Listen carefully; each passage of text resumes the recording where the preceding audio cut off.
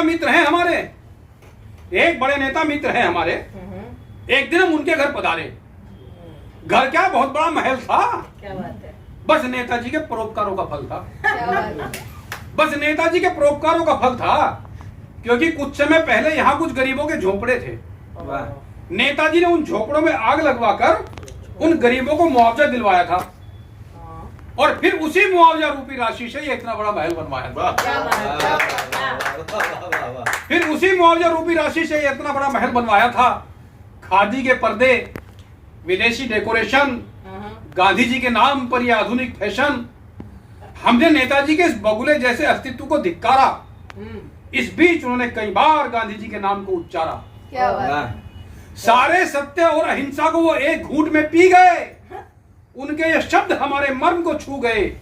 छोड़ो यार, वो मंच है, ये नेपथ्य है, और इसके लिए हम देश की सेवा कर रहे हैं, यही तो सत्य है। इसके लिए हम देश की सेवा कर रहे हैं, यही तो सत्य है। तभी हमने अंदर नजर घुमाई, खिलती हुई धूप से उनकी पत्नी नजर आई।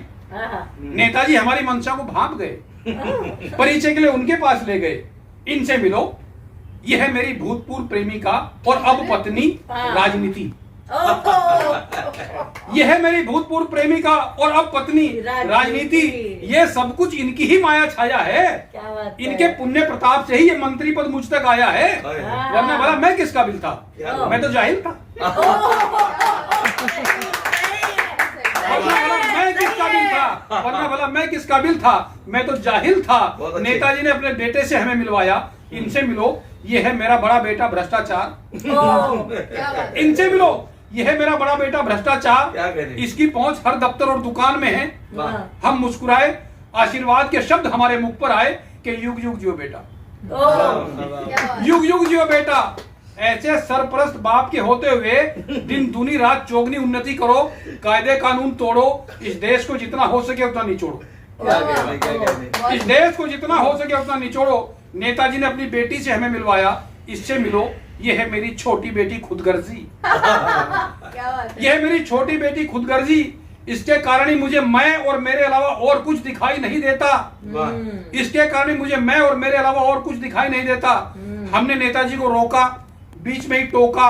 नेताजी, आपके पुत्र और पुत्रियों में कहीं सत्यता और ईमानदारी नजर नहीं आ रहे हैं। आपके पुत्र कहीं सत्यता और ईमानदारी नजर नहीं आ रहे हैं। हमारी बात को सुनकर नेताजी कहीं खो गए थे। हमें लगा कि जैसे सो गए थे। तभी उनकी पत्नी ने बात को संभाला।